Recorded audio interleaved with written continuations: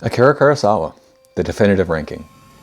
Now, to see my complete thoughts about Kurosawa's filmography, especially the battle between art and commerce within him, check out my full video here. Otherwise, let's just get to the rankings. Number 30 is The Most Beautiful. This is Kurosawa's propaganda film that he made during World War II. He made 4 movies during World War II, and this is the only one that can be fully classified as a propaganda film. It is about a group of women working in an optics factory. They build lenses for bombers, and I just find it largely dull. The characters are largely indistinct. There's no real drama. The only real drama is around a mistake because a lens might have gone out with a fault in it, and the Japanese boys fighting for the fatherland would have had a faulty lens and it would have cost lives. And you know, it's like there's no actual interpersonal conflict. Everyone is on the same team because you can't imply that there might be saboteurs in a factory during wartime. And so it ends up just feeling kind of wan and not that convincing as drama. And so I largely get bored by it. Number 29 is Sanshiro Sugata, Part 2. This is the quickly put together sequel to the original Sanshiro Sugata, which was Kurosawa's first film. And the first film kind of surprised everyone as this massive success in the middle of wartime Japan, and Toho quickly greenlit a sequel, which Kurosawa got the assignment for. Now, this is a film that is a little weird. It does have propaganda elements. There's an early conflict that kind of pops up later where the main character has to fight an American boxer. It kind of has no real relation to the rest of the movie. And at the same time, the actual central story of the film is very loose. It's this moral quandary that the main character has where he has to decide whether he's going to fight a duel with the main bad guy from the previous film, or if he's going to follow his master's wishes and not fight outside the dojo. And the master is largely absent from the film, so the actual moral quandary feels very airy and light and without much grounding, but the film treats it super seriously. And so that tonal issue, I think, kind of holds everything back and makes the drama not as effective as it could have been. But it is quite beautiful. There's a late duel in the snow that's actually really beautiful to look at. But it's ultimately just kind of an interesting look at a period in time that's often quite beautiful. Kurosawa was kind of flexing his cinematic skills early, but ultimately it's just not that involving. Number 29 is the original Sanshiro Sugata. Now, of course, as I said, this is Kurosawa's first credited film as director. He had been an associate director or assistant director for a few movies before this, but this was his first full job as director, and he does it fairly well. The film is incomplete. It's missing about 17 minutes, and I do think the missing 17 minutes probably make a difference. If I had made this list a bit later in life, I might not have included it at all, because I do think the missing minutes probably affected things too much. That being said, the existing film as it is surprisingly okay. What's missing are key pieces of character journeys, which are very obviously cut out, because there are these hard cuts. Like near the beginning, the main character goes from just on the street wanting to be in the dojo to being in the dojo and everyone hating him. So, there's this massive jump which could have been accomplished in 3 or 4 minutes of screen time, which is suddenly not there. That being said, it is this decent journey of a young man kind of growing up, learning to control himself. He keeps getting in trouble because he keeps getting into fights outside the dojo, and he has to learn how to calm down. And it ends up being this central fight around a guy outside the dojo from a rival dojo, and there's a duel at the end that looks fantastic. It's in the mountains. There's tall grass everywhere, and it looks beautiful. But it's just there are these small moments of connection that aren't there, and they're dotted throughout the film pretty obviously. And so it kind of limits the ability of the film to actually connect, but ultimately, in its incomplete state, it's okay. Number 27 is Kurosawa's final film, Madayayo.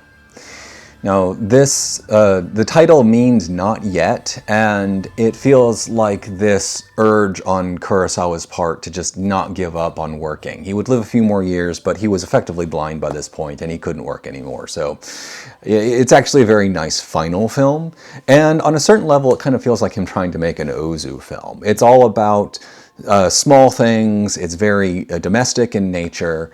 I just don't think he knows quite how to pull it off. And so it's about an elderly teacher, Uchida, who has kind of retired, and he has developed this yearly routine where his most dedicated students will come to him and celebrate him. And it goes on for about 17 years. And over the course of this time, Uchida sees, efforts and struggles in his life. And ultimately, we have two major events that the students help with. The first is Uchida needs a house, and so all of his students, who are all successful businessmen, gather their resources and build a house. And you know what? I kind of believe it. It maybe stretches things a little bit. Maybe the relationship between students and teachers is actually just a bit stronger in Japan than it is in America, and I'm fine with it. The other side is there's a subplot about a stray cat that Uchida and his wife adopt, and the cat gets lost, and then all of the students gather together to find the cat. And it just ends up feeling aimless at that point. It feels like a movie without a story.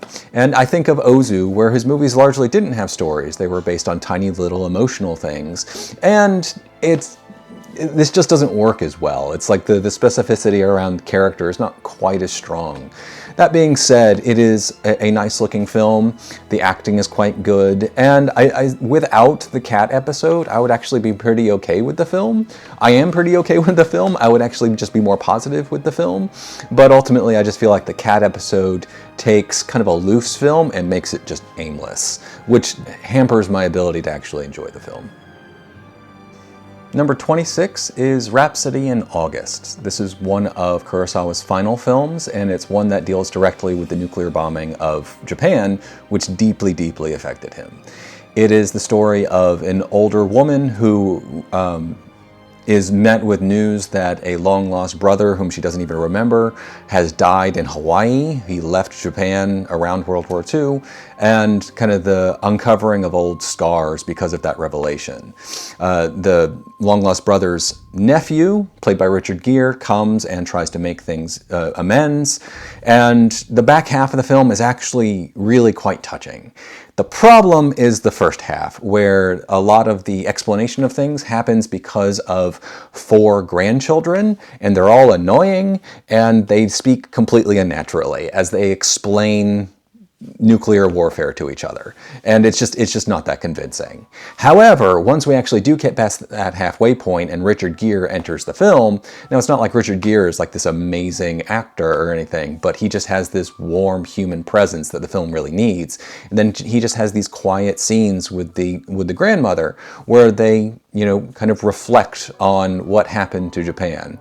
And it's actually a very touching way to end the film, and a touching way for Japan to kind of reflect on what happened to it.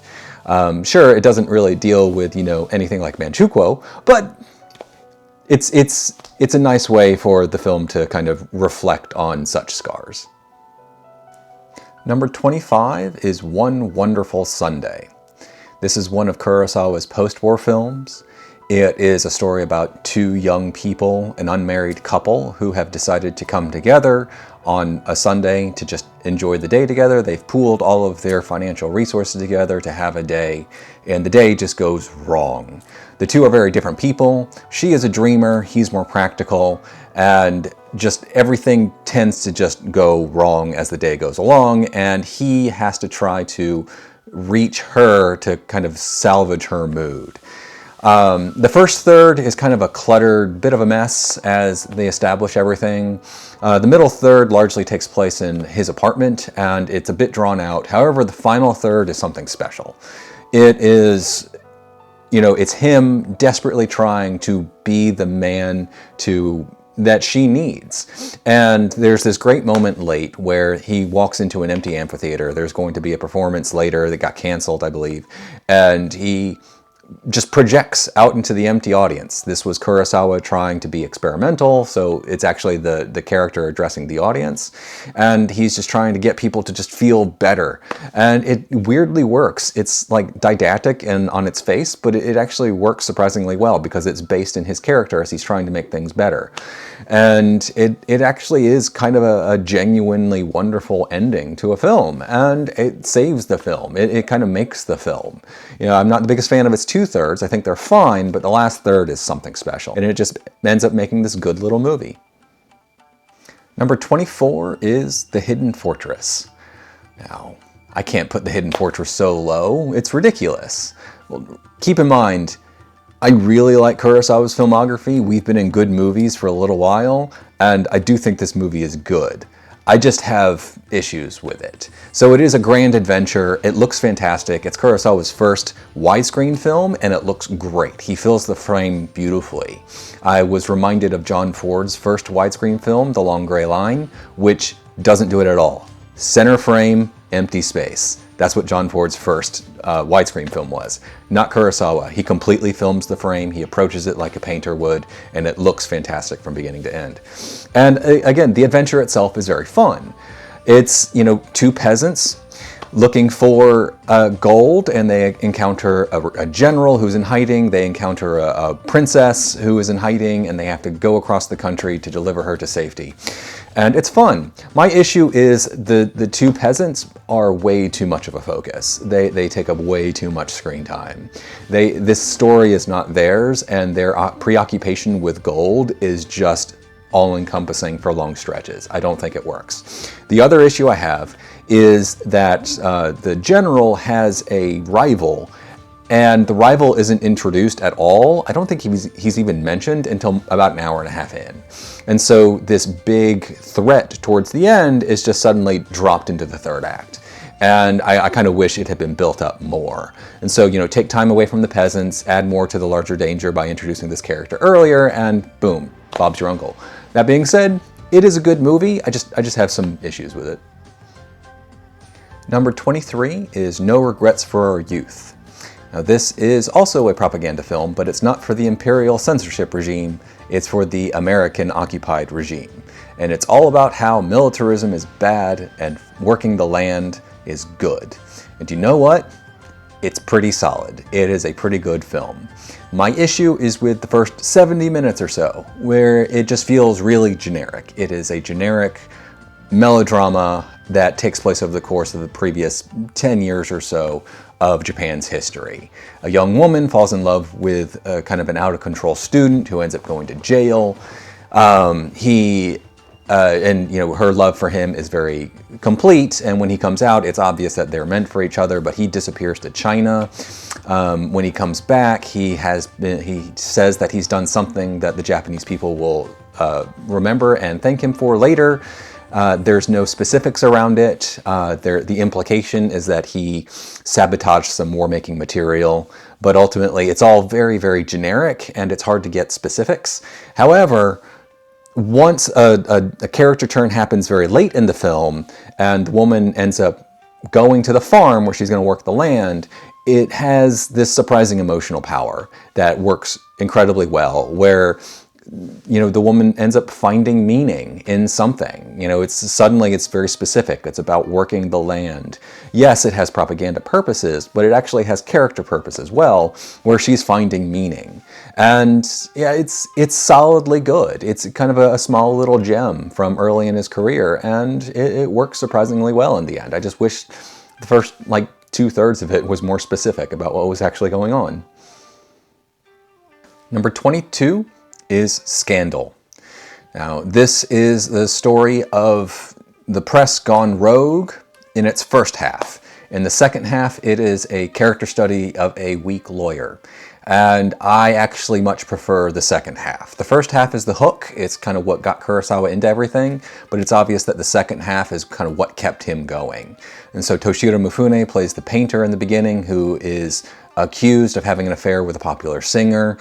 And he sues the press for running this rumor, which is completely unfounded. And Takashi Shimura is the lawyer who decides to take the case for Mifune, and he ends up being this weak-willed man who is bribed out of running a real case. And it's actually that really compelling portrait at the second half that I kind of love. It works really, really well. It doesn't feel like it follows from the first half as well. It's a very literal plot progression, which makes sense, but the actual character story shifts completely from the first half to the second, that it feels kind of off. But still, overall, a good film, largely buoyed by Kurosawa's filmmaking and the performances, especially from Mifune and Shimura. And I feel like there's a lack of follow-through on the storytelling from a character perspective that kind of holds it back. Number 21 is Drunken Angel. Now, this is the film that made Toshiro Mifune a star, and they kind of made it up as they went along. The original script had a much larger focus on the titular character of the Drunken Angel, who is a doctor who is always drunk, played by Takashi Shimura.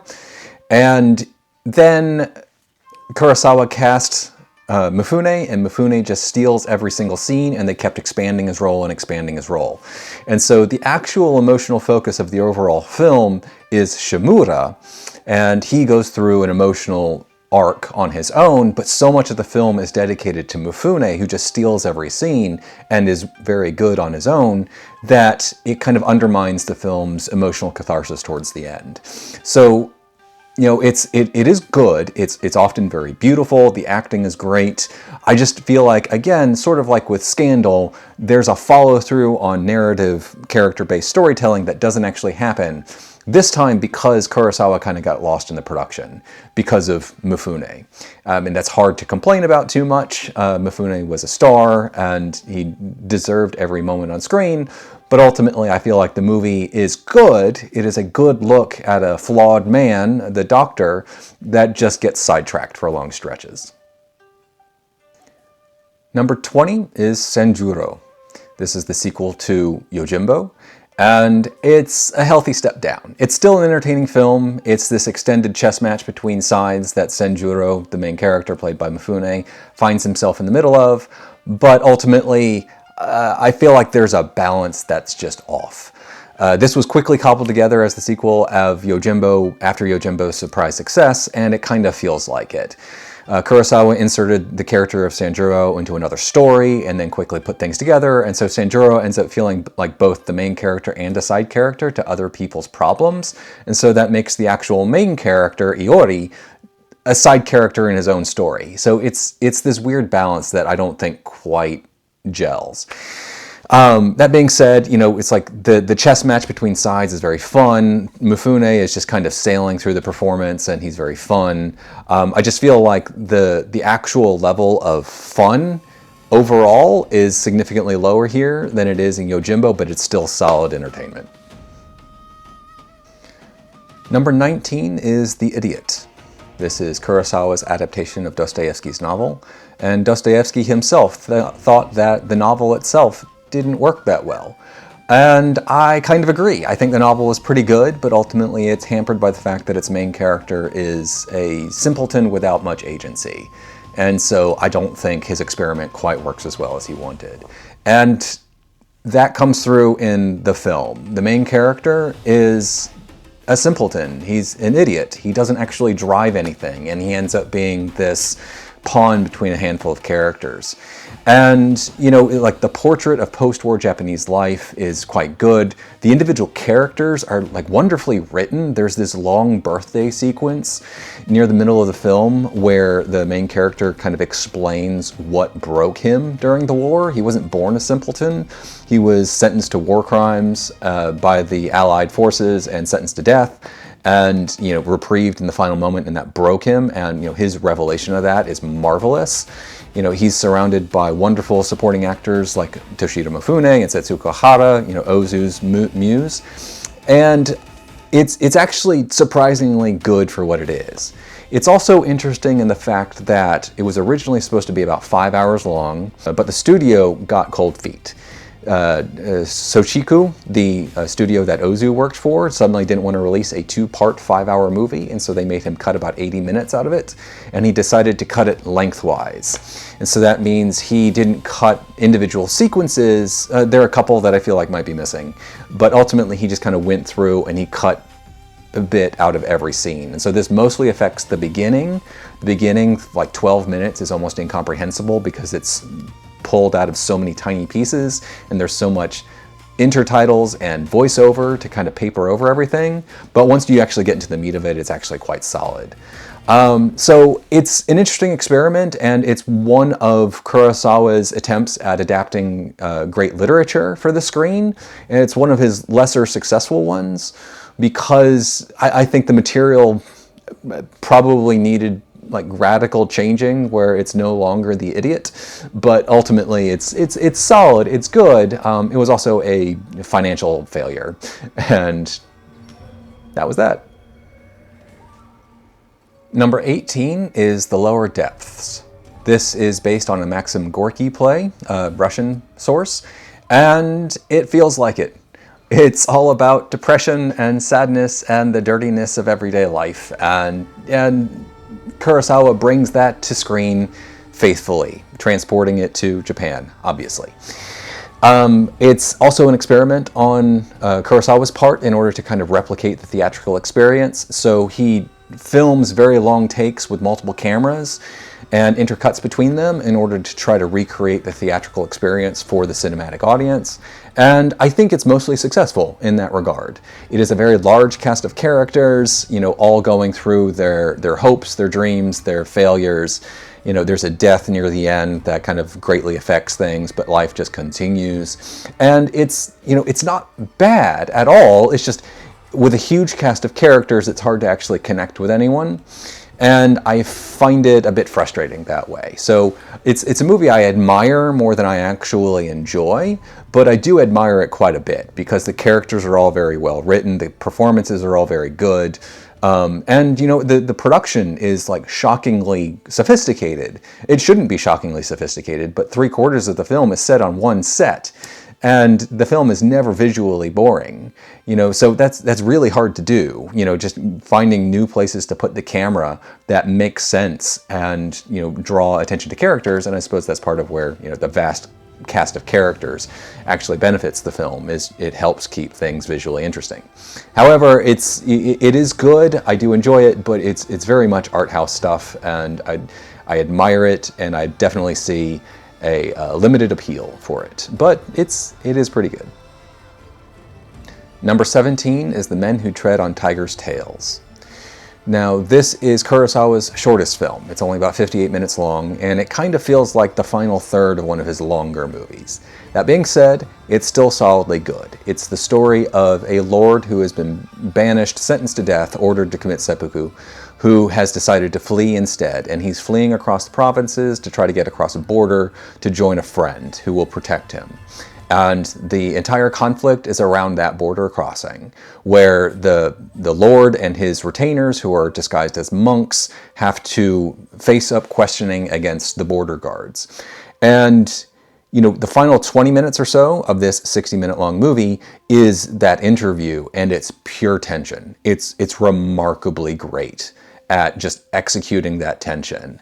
And I can just imagine this being like the finale of a much longer film where histories have been established across different characters and the larger conflicts in more detail, where it would have just like taken a great movie and added so much more to it. As it stands, it takes an interesting movie and makes it like really good.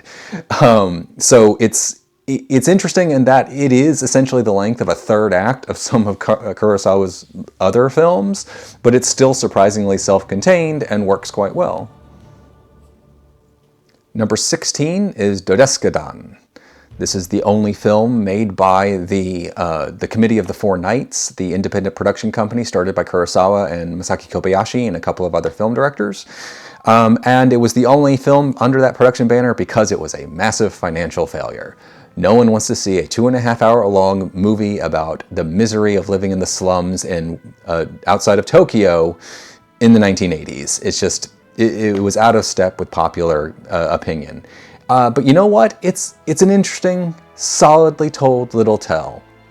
It's a bunch of vignettes of different people within these slums and how they survive, how they try to improve themselves, how they give up, and it's actually quite compelling. It's beautiful to look at, it's beautiful color photography, and of course Kurosawa's painterly eyes throughout the whole thing. But at the same time, it's like these are like surprisingly touching humanist stories. They're just all kind of miserable because everyone is failing. And so there's no real hope here, and so it kind of limits the ability of audiences to enjoy it, but I actually quite get into it. I think it's actually quite involving. It's not Kurosawa's best work, but it's really good. Number 15 is Dreams. Now this is his most esoteric and least, literal film. It is a collection of 8 short films that are meant to reflect certain elements of Kurosawa's life and subconscious. Some of them obviously have very direct parallels to things that concern him, especially World War II and the prospect of nuclear war. But then there are other things that stem from his childhood, about like cutting down trees in an orchard and the spirits who are angry with him, that sort of thing. And it's actually an interesting collection of these stories. And, the lack of literal connection between them is something that I find interesting. I'm a big Malick fan, so Kurosawa making effectively a Malick movie in his own way is actually quite interesting. But ultimately, it is this loose collection of thoughts that's supposed to sort of reflect who a man is. A big, complicated man who's lived a very long life. An artist, a man with fears, a man with a past. And I think it's an interesting portrait. It's an interesting way to do a self-portrait. It's not literal, it's just saying these are what kind of consume me. These are my recurring dreams from childhood. This is my nightmare today. And, sometimes I go and I visit Vincent van Gogh in the fields, and he's played by Martin Scorsese. It's an interesting film. It's very atypical Kurosawa, but I think it's kind of the movie that Kurosawa wanted to make. He was set in making a very certain type of film for a very long time, but he wanted to branch out into stuff like this, and when he did eventually get around to making stuff like this, he was actually quite good at it. Number 14 is Dersu Uzala. Now, this is the film that Kurosawa went to the Soviet Union to make. Mosfilm granted him any amount of money to make a movie as long as he made it from a Russian source. And so he based it on this nonfiction work about a surveyor who meets a man in the wilds of Russia and the friendship that grows between them over the course of a few years. And it's a surprisingly touching little epic. I would almost call it an epic. It is almost 2.5 hours long. But it just has this very wide scope, especially when it comes to Russian history, that I feel like grants it the title of epic. However, the focus is very much on Uzala himself. The Russian surveyor is kind of a point of view character, and Uzala himself is really the main character. And he is a man towards the end of his life in a changing world, and his place in the world is being displaced. He's also going blind. So you can see these autobiographical parallels with Kurosawa at the same time, where, the entire filmmaking world was changing around him. He had to go to Russia to find funding, and he was also going blind. So it's this surprisingly touching film about a man who's just watching his time surpass him, but at the same time there are these incredible individual sequences. There's this great sequence in the first half where the two are lost in the wilds and they have to come up with a way to be warm in a freezing night, and it's this marvelous piece of filmmaking and tension that's just incredible to watch. So it's entertaining, but also quite touching. It's late stage Kurosawa, which is more quiet and character focused, but it's still really good. Number 13 is I Live in Fear. Now, this was Kurosawa's follow-up to Seven Samurai, and it couldn't be more different.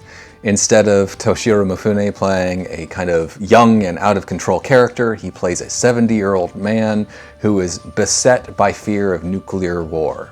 He owns a foundry, he has a very large family, both legitimate and illegitimate, and he wants to sell everything and move to Sao Paulo because he wants to avoid nuclear war. And his family won't let him do it. And so it ends up this portrait of a man completely consumed by fear. So much fear that he's willing to tear everything up, all of his roots, and just force everyone to just leave. But he doesn't have the power to actually do it. He becomes powerless as the film goes on, powerless in the face of what seems to be inevitable nuclear destruction. Yeah, this movie lost money at the box office, and it's not hard to see why. So you can see Kurosawa going between commerce with Seven Samurai and art with I Live in Fear, where he's saying, I'm going to make a serious movie, I'm going to do serious acting with Mifune, and I'm going to have a serious topic. And you know what? It's actually really good. The portrait of a man consumed by fear is marvelously told, both by Mifune and with Kurosawa's camera. There are marvelous visuals to be had. And the cast of characters below Mifune, his family, are wonderfully detailed. It's really good. It's not fun in the least, but it is really good. Number 12 is The Quiet Duel. Now this is the first great movie on the list, in my opinion, and so Kurosawa has 12 great movies, in my opinion. That's a lot of great movies. Dude was really good at his job. Now this one is kind of pure melodrama, and it works really, really well. I think it's great.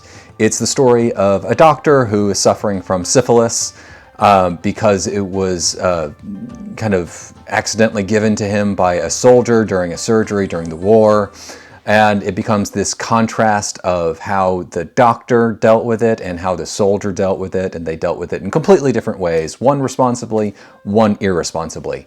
And, you know, it feels kind of on the nose in that regard, but ultimately it is a very compelling portrait of two men. And a lot of that has to do with the fact that Kurosawa does film things in a very muted tone. That's kind of how you do melodrama, unless you're going to go like Arch and just have everyone screaming. The way to do melodrama is to kind of pull things all the way down in terms of volume and have people play things quietly. And that's what he does. And, you know, Mifune, who's known for these wild performances, gives this very restrained performance as the doctor. And it's very compelling. You know, so the supporting cast is really good. We once again see Takashi Shimura, and I always love seeing Takashi Shimura in kind of anything. And it's this kind of great little melodrama that almost everyone seems to have forgotten even exists. I'm going to tell you, it's worth the watch. Number 11 is Kagemusha. This is the film that George Lucas helped fund after he was met with huge success at Star Wars at Fox. And it's sometimes kind of derisively called a dress rehearsal for the movie Ran. And I think that's deeply unfair to Kagemusha, because Kagemusha is great. It is a great epic. It is the story of a beggar who becomes the stand-in for the shogun, and the central performance, well, kind of dual performances, is by Tetsuya Nakadai, and he's just kind of great. He carries the entire film. He goes from this innocent who has kind of no idea what's going on to kind of embodying the shogun after the shogun actually dies. And so, you know, he's caught in the middle of these power plays between different characters, and it works marvelously well.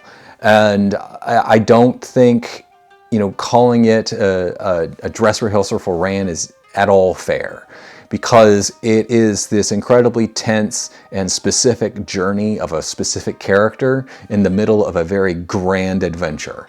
And it works incredibly well. It's actually just kind of a great film that deserves, I don't know, just a tiny bit more respect. I mean, it's not like people disrespect it, but it stands alone on its own as a great epic, and it deserves respect. Number 10 is High and Low. Now this is Kurosawa's epic of tension and crime, and it's kind of amazing. It's the story of a rich executive who is told that his son has been kidnapped, but it's not actually his son, it's the son of his servant.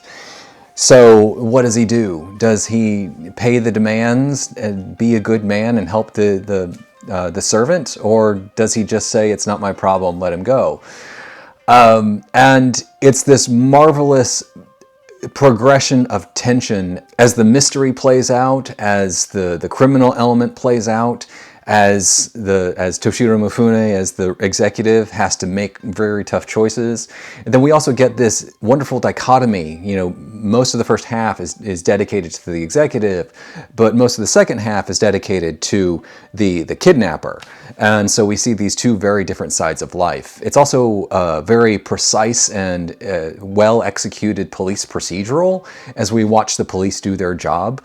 Mifune kind of disappears into the second half because he becomes passive, but that doesn't work against the film because the actual transition from one side to the next is actually kind of perfectly executed. You know, we're replacing one interesting character with another, and it's all ultimately one story, and it works really well. You know, there were some earlier films where he did something similar, think like Drunken Angel, which I felt like didn't quite succeed as well. Still a good movie, but just not as well as High and Low executes it. High and Low is just kind of great. Number 9 is Stray Dog. Now, this is one of the earliest buddy comedies. It pairs Mifune with Shimura again. Shimura plays the seasoned detective. Mifune plays the rookie detective. And the central mystery is, well, Mifune lost his gun, and they have to go find it. And it ends up turning into, you know, an investigation about a criminal element. And it's really good. It's kind of great. And you know what? Kurosawa would later deride the film a bit, calling it an empty exercise. And I kind of agree with him. I don't think there's much of a thematic point to it. It's mostly just a procedural, but it's a procedural that works really, really well because the character elements are very, very specific. So we have the two cops, we have the girl who's at the center of the investigation, and they're all incredibly well written. And so, you know, characters just make sense. They're making choices that feel like they have agency. You know, Mifune just kind of like losing himself because he lost his gun and needing to make up for it is just wildly compelling. And in addition, this is where Ishiro Honda is most known for helping Kurosawa. He did the second unit direction and captured the on-the-street stuff that sold kind of the reality of Tokyo in summer that helped make it feel obsessively hot. And Kurosawa had nothing but good things to say about Honda. Honda would obviously go off and have his own directing career, directing silly monster movies, but he would eventually kind of retire and just become Kurosawa's assistant director again, especially on Dreams. But here, it has a very specific purpose, and it's to make the mood of the piece feel very specific, which helps increase the sense of tension around everyone, which ends up working really, really well. This is also where I kind of came up with the idea that Kurosawa, this isn't where I came up with.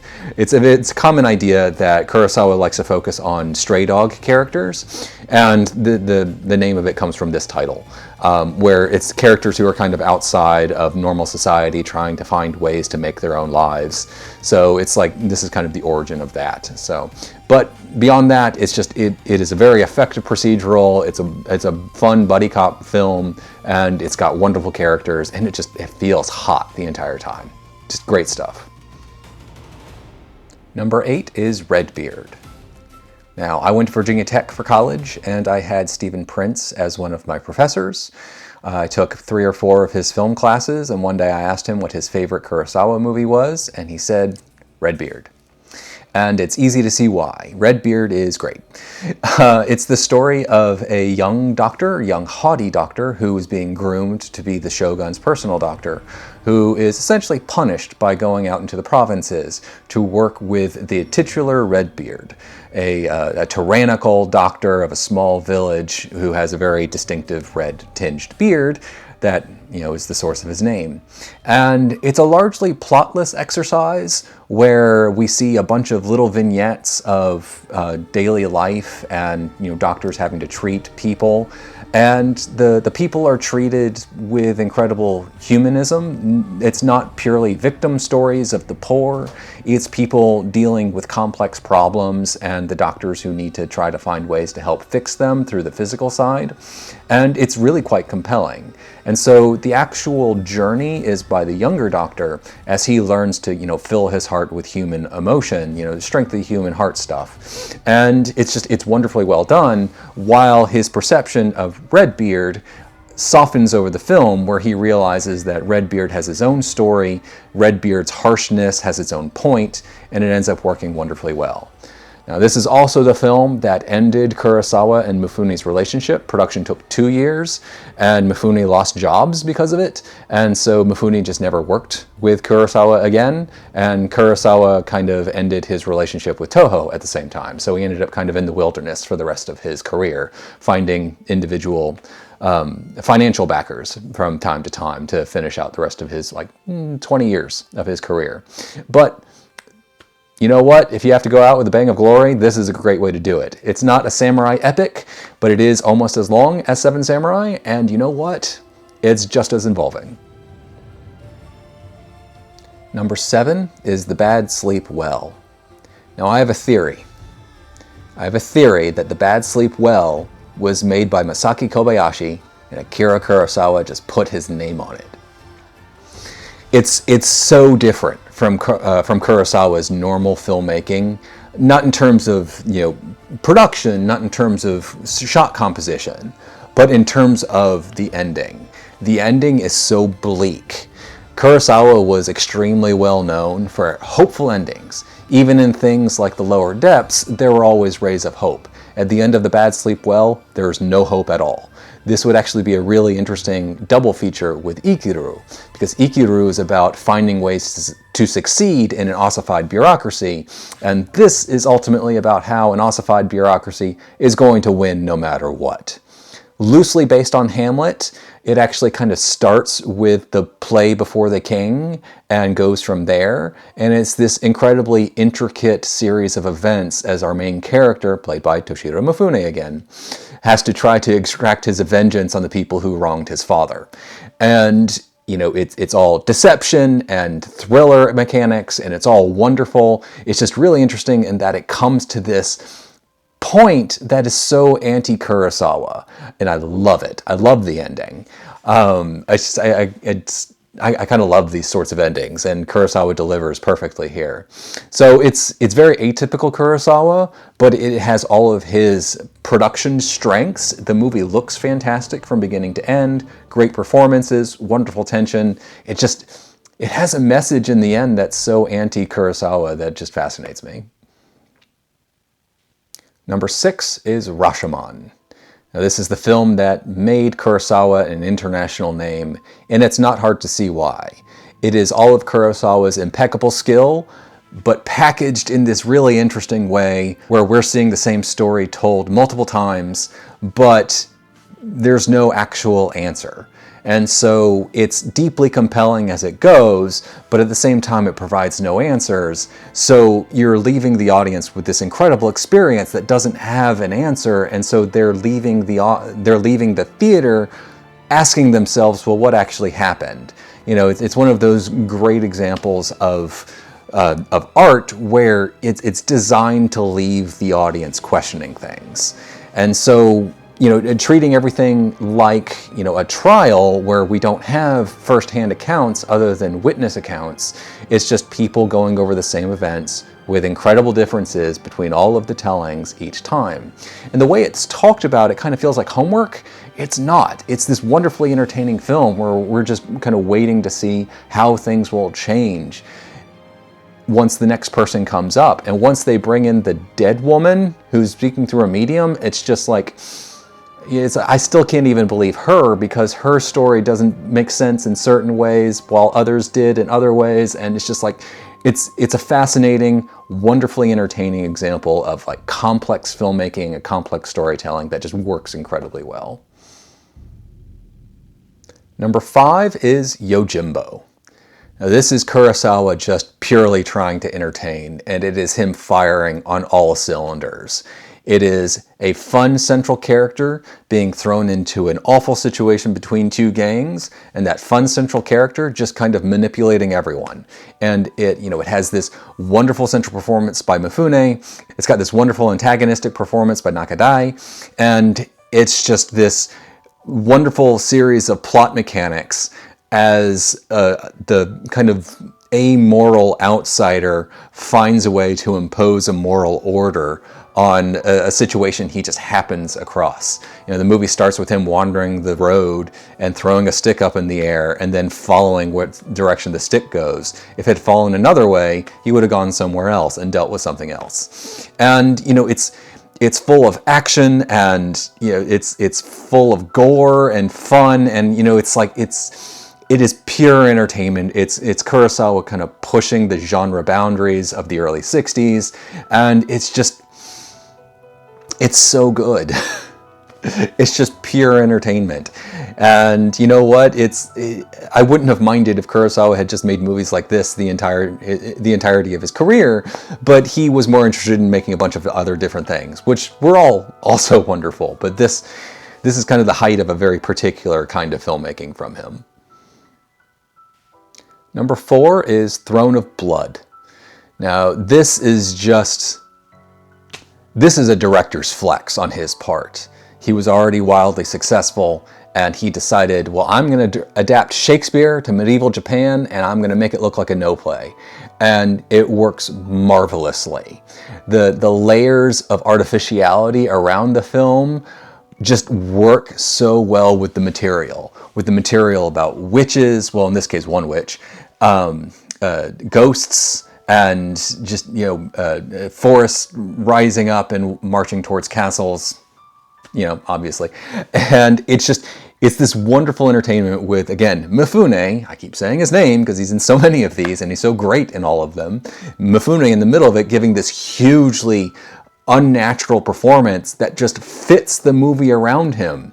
This is kind of the proof in my mind that Kurosawa was some kind of genius, because all of these different elements shouldn't come together, and they shouldn't have been that good, and they shouldn't have been that popular, but they were. And it's just this incredible retelling of the Macbeth story in the Japanese idiom, which makes it more than just Macbeth with samurai. It is, a fully Japanese telling of this, and it works incredibly well, and I love it. It is one of his strangest films, but also one of his most successful, and that is no small thing. Number 3 is Seven Samurai. This is one of his most famous and greatest of films, and it is pure populist entertainment. It is just character-based storytelling with heavy action elements that's paced perfectly well from beginning to end, so that 3.5 hours just fly by, and it is marvelously acted from beginning to end. Once again, we get to talk about Takashi Shimura and Toshiro Mifune playing off of each other, and they're playing very different characters, and they're wonderful, but also all of the peasants are wonderfully specific. The actual number of 7 samurai are all distinct, and they all feel real, and they all have their different strengths and weaknesses, so that when we get to the big battle, which dominates the last hour of the film, with all of its evolutions over the course of changing circumstances, including rain, the battle makes sense. Everything has been established completely firmly. The geography of the village is perfect, and the actual personalities of the different samurai as they lead the fight just creates this marvelous cascade of events that creates this incredible sense of tension and relief as we watch these incredibly complicated battle scenes play out. So yes, this movie was massively influential on action filmmaking, and there are reasons for it. And it's not just because some film professor said so, it's because it's great, it's because it's wildly entertaining, and it's because even 70 years after its release, it's still a marvelous entertainment. Number 2 is Ran. Now, there are directors who get the financial support and producer support to make their magnum opus, and Akira Kurosawa was one of those. Made in the 80s, Ran is one of the great late-stage films from a filmmaker. It is everything he knew about filmmaking in one package. It was like he said, this is the last movie I'm going to make, and I'm going to make it memorable, and I'm going to put everything I know into this film. He got to make a handful afterwards, but if this had been his last, it would have been quite the send-off. The movie that I keep comparing it to in my head is Fanny and Alexander by Ingmar Bergman, which also has that epic, everything I learned about movies in one movie feel from a director. Loosely adapted from King Lear, it tells the story of a Japanese lord who decides to retire early and grant his kingdom to his 3 sons that he divvies up between them. And everything goes wrong. His sons are not up to his standards, and they end up warring with each other, with the father at the center of it all, and everything just kind of descends into awfulness and despair. And it is so amazingly entertaining. It is huge with giant battle scenes. There is a giant conflagration near the middle that reminds me of Fritz Lang and something like Die Nibelungen. And you know what? It's this massively entertaining look at a hubris destroying a man and it destroying everything that he had built. And it's just so wonderful and marvelous, and I love it so much. Number 1 is Ikiru. Now, I adore this film. I love this film so much. It is the story of a quiet little bureaucrat who reaches the end of his life and decides that he's going to live for a little while. For the little while he has left, he's going to live. And he makes a small positive change.